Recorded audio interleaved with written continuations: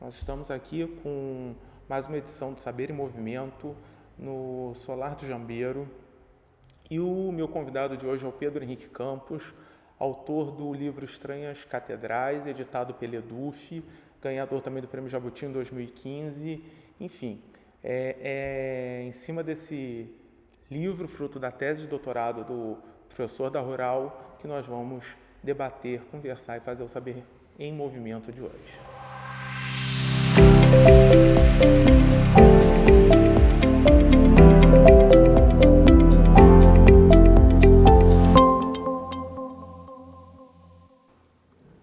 Pedro Henrique, eu vou pedir para você falar um pouco da sua tese de doutorado que deu origem ao livro Estranhas Catedrais. Então, essa tese de doutorado eu defendi no programa de pós-graduação de História da UF no ano de 2012. Ela foi orientada pela professora Virgínia Fontes e eu comecei a pesquisa no ano de 2008.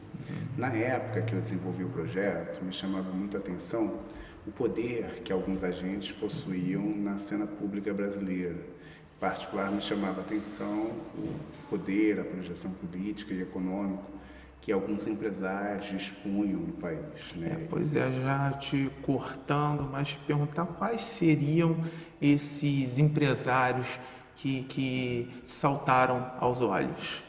Me chamava a atenção grupos como Odebrecht, Camargo Corrêa, Andrade Gutierrez, que depois eu vim a descobrir que eram grandes conglomerados econômicos que se fortaleceram muito no início do século XXI, porém, digamos assim, tiveram um momento bastante importante no seu processo de emergência, de ascensão, durante a ditadura. Certo. Então, esses grupos da construção civil, grandes empreiteiras, eu particularmente ficava inquieto e curioso por saber a raiz histórica da projeção econômica e política dessas empresas, de modo que eu fui desenvolver um projeto de pesquisa sobre o poder que eles construíram na sua trajetória.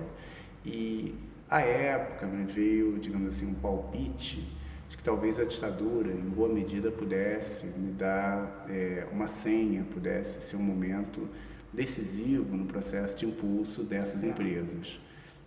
Por que eu pensava isso? Justamente por conta do imaginário de grandes projetos que foram desenvolvidos naquele período, como a Ponte Rio-Niterói, a usina hidrelétrica de Itaipu, a usina termonuclear de Angra dos Reis, rodovias como a Transamazônicas, grandes empreendimentos que foram implementados durante a ditadura e que me faziam supor que naquele momento o regime civil-militar foi decisivo no processo de alavancamento, de impulso do poder desses empresários.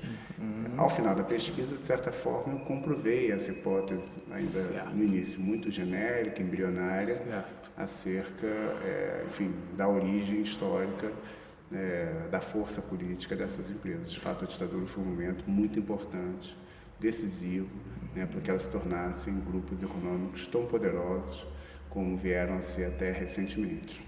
Até te perguntar um pouco, quais as principais empreiteiras que você trabalhou na sua tese? Eu trabalhei o segmento como um todo. Eu tentei dar conta um pouco, digamos, de como se desenvolveu o setor da construção pesada ao longo da ditadura civil-militar. De modo que eu peguei empresas de construção civil de diferentes estados, diferentes origens, brasileiras, estrangeiras, mas, sobretudo, eu queria entender como as maiores tinham ganhado força, ganhado peso. E reparei que esses empresários estão organizados, eles não atuam somente de forma individual e unilateral em relação ao Estado, mas eles também têm uma organização coletiva. Como é um pouco dessa organização, como eles atuam junto, ou atuaram, já que nós estamos falando do período militar, como eles atuaram junto ao Estado? Por exemplo, o Sindicato Nacional da Construção Pesada, o SINCOM, que foi o órgão principal que eu estudei, que foi fundado ali no final do período Kubitschek, em 1959, ele tinha uma organização política bastante significativa. Eles tinham toda uma atuação coletiva junto aos trabalhadores, no que tange ao dissídio coletivo, né, tentando justamente deter conquistas salariais, de direitos trabalhistas.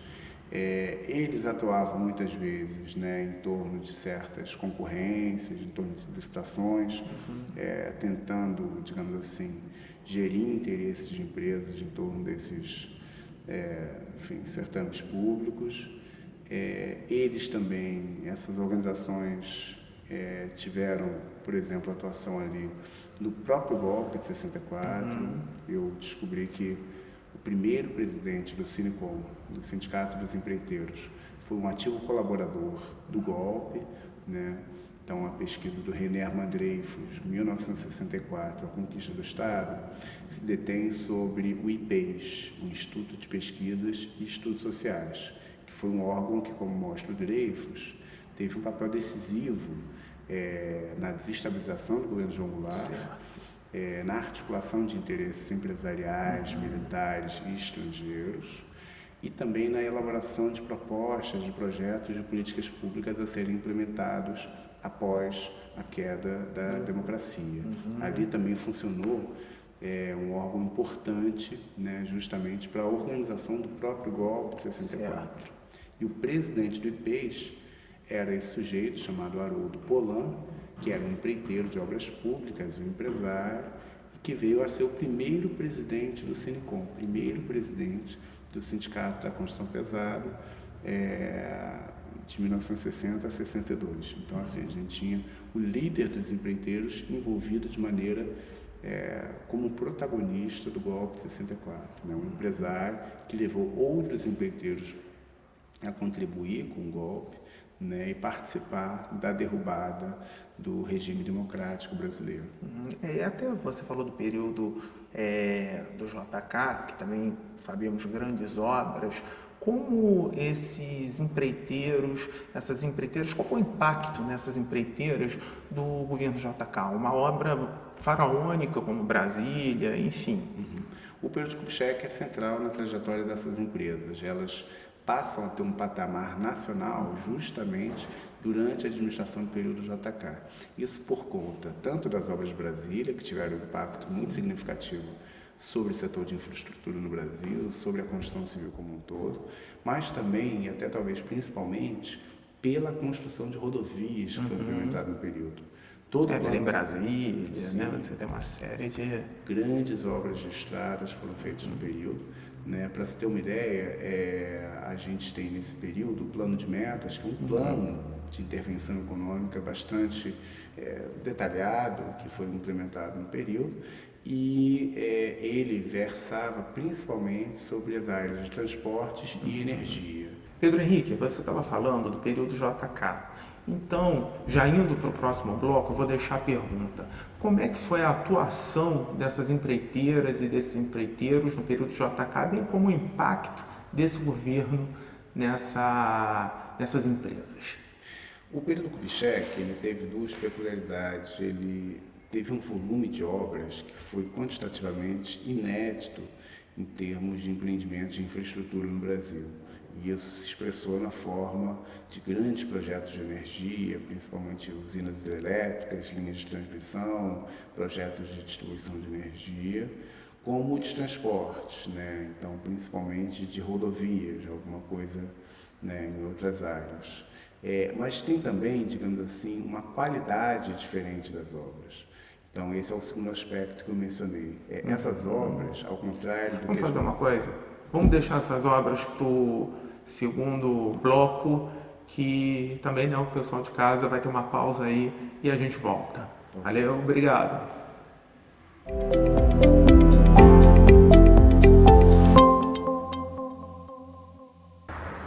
O Solar do Jambeiro fica aberto à visitação de terça a domingo, das 10 às 18 horas.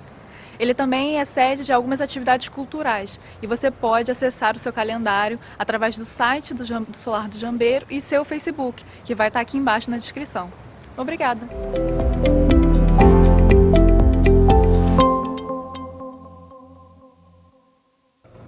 Estamos de volta com o segundo bloco, Saber em Movimento, e como eu tinha te interrompido anteriormente para essa pausa, continuando sobre as empreiteiras do governo Kubitschek.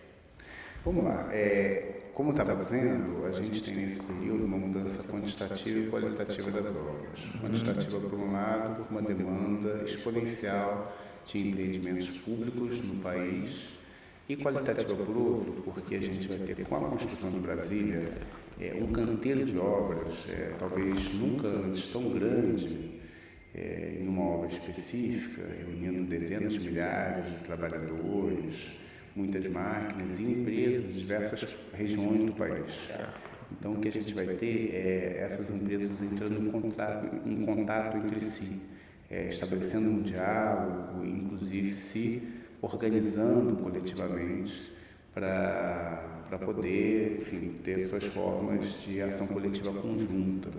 Então, se fortalecendo economicamente também? Com certeza, essas empresas crescem muito em poder econômico durante o período JK, justamente por conta das encomendas que são crescentes no período e que tem um volume que é realmente inigualável até então. Isso principalmente na forma de estradas de rodagem, as rodovias encomendadas pelo DNR, também pelos governos estaduais, mas também as usinas hidrelétricas, Três Marias, Furnas, dentre outras obras que foram feitas nesse período. E te perguntar, durante o regime militar, a questão da reserva de mercado, como é que funcionou isso com as empreiteiras? O governo da ditadura começa com o período Castelo Branco, no qual a gente vai ter uma política de Estado, no período, de dar certa prioridade ou certa preferência para empresas estrangeiras. Isso vai ser questionado por organizações de empresários.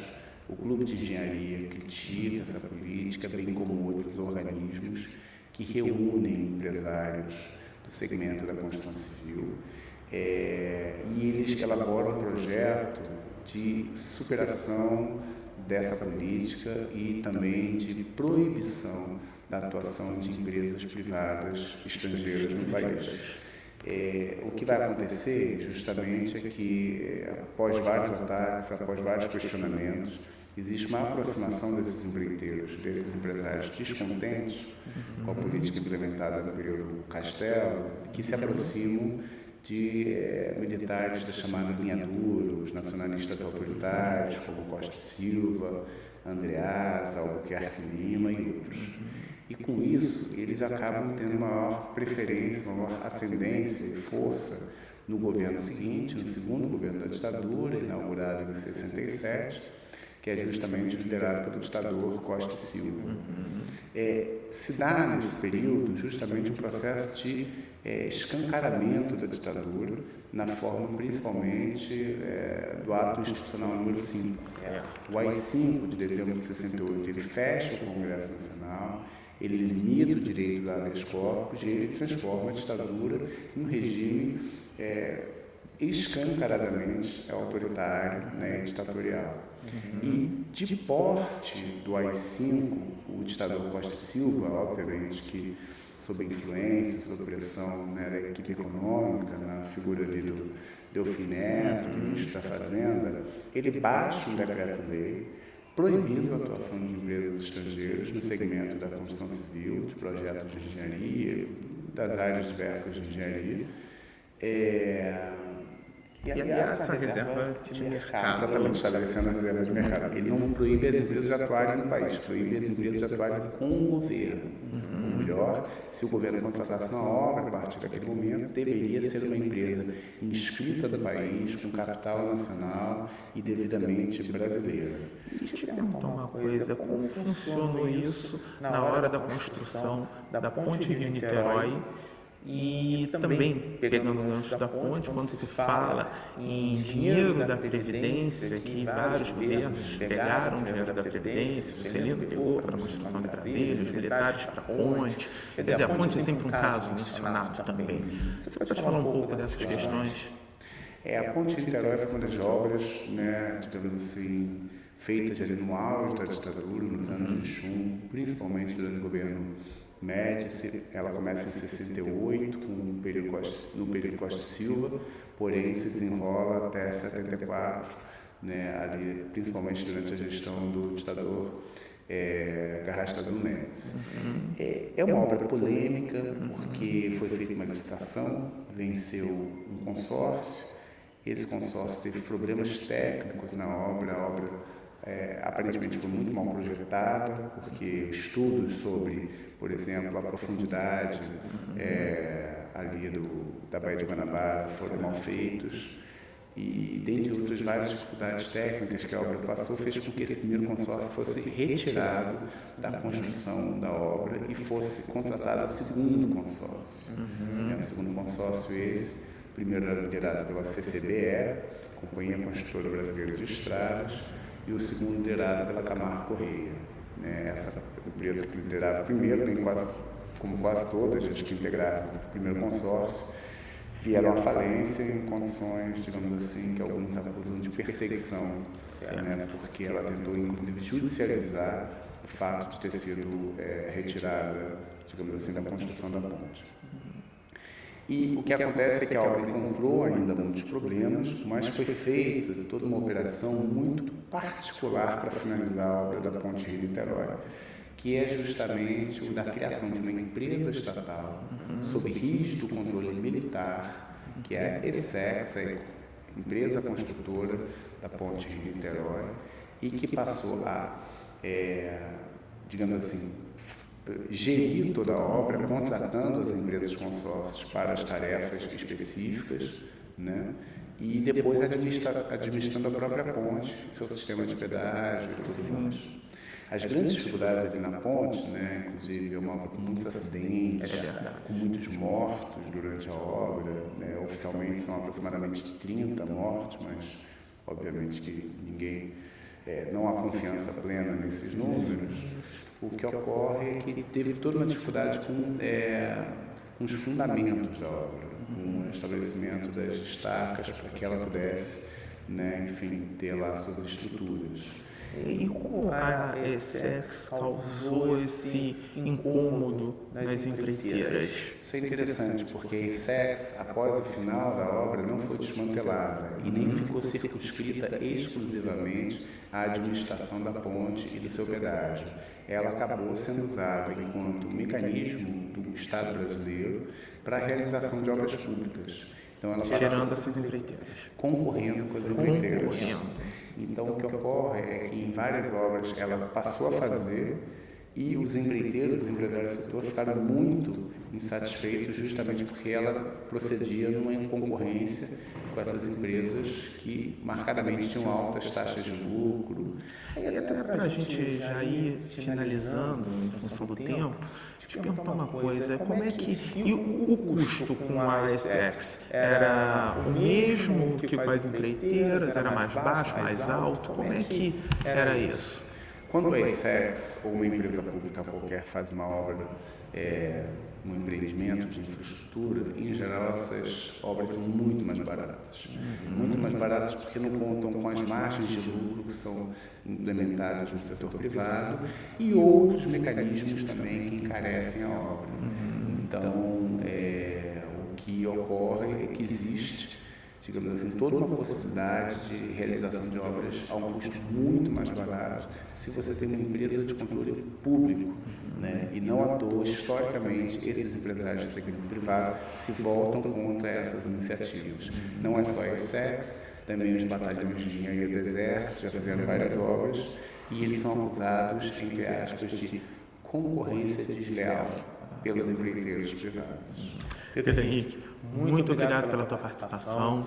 Também quem está assistindo ao Saber em Movimento, fico meu muito obrigado e estamos encerrando aqui mais uma edição do programa. Eu que agradeço, obrigado, Fábio. Boa tarde.